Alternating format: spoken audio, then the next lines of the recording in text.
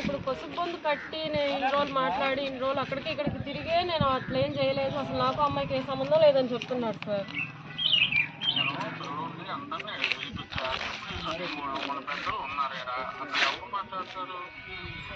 మరి అబ్బాయి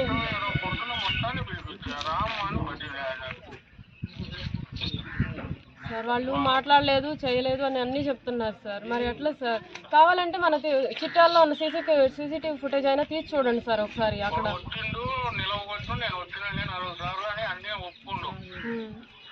4 సార్లు ఏంటి సార్?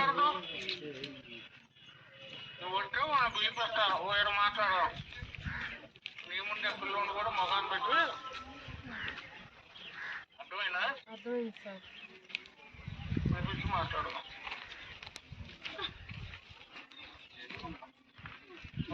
నన్ను ఇంత మోసం చేసింది కాబట్టి సార్ నన్ను పెళ్లి చేసుకోవాలి. నాకైతే ఇక అంతే సార్, నాకు ఇంకో దారి కూడా లేదు సార్. నాకు ఆ హామీ మీరు ఇస్తానంటే వస్తాను ఇప్పుడే. మరి సార్ ఎంత మాట్లాడినా అదే మాట అంటారు సార్. వాళ్ళు మనుషులనే కొనేస్తారు సార్. ఇప్పుడు 100 మందిని తీసుకొచ్చింది సార్ అతను వెంపటి, ఒక్కళ్ళు కూడా. మాది చిట్యాల, మేము చిట్యాలలో ఉంటున్నాం. ఈ అబ్బాయిది నర్మదానగరం. నన్ను ఫస్ట్ నర్మదానగరం ఇచ్చి పెళ్లి చేశారు. నన్ను పెళ్ళి అయిన కాడి నుంచి కూడా ఈ అబ్బాయి చాలా బాగా టార్చర్ చేసిండు. నువ్వు అబ్బాయికి ఉండొద్దు, నేను పెళ్లి చేసుకుంటాను, నువ్వు డివోర్స్ ఇచ్చాయని ఫస్ట్ నుంచి కూడా అదే టార్చర్ చేసిండు. నేను ఇవ్వను అని నేనంటే నేను చచ్చిపోతాను, నువ్వు ఇవ్వకపోతానని బాగా బ్లాక్మెయిల్ చేసిండు.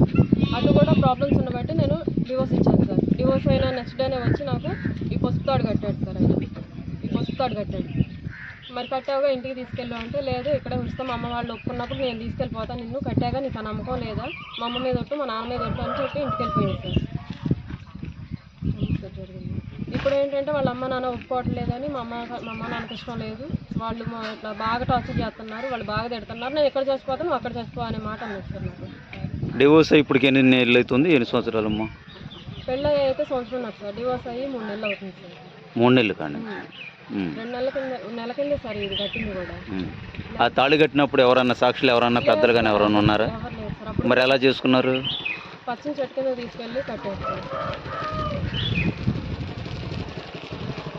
ఇప్పుడు వాళ్ళ పేరెంట్స్కి ఇష్టం లేదు అని చెప్పేసి వాళ్ళతో చెప్తున్నాడంట సార్, నేను ఆ అమ్మాయిని పెళ్లి చేసుకోను అని. ఆ అమ్మాయి అంటే నాకు ఇష్టం లేదు అని చెప్తున్నాడంట. ఇప్పుడు వాళ్ళ బలవంతం మీద చెప్తున్నాడు. మరి నాకైతే ఎప్పుడు ఇన్నిసార్లు కాల్ చేసి చెప్తుండు, నేను చచ్చిపోతే మాధవి నువ్వు లేకపోతే అని నాకు చెప్తుండు. మరి ఆ మాట నువ్వు అంటే ఇష్టం లేదు మాధవి అని చెప్పాలి కదా సార్. నాకు ఎట్లా చెప్తుండు, వాళ్ళ పేరెంట్స్కి అట్లా చెప్తుండు. వాళ్ళ పేరెంట్స్ ఏమంటున్నారు మరి? వాళ్ళ పేరెంట్స్కి ఇష్టం లేదు సార్.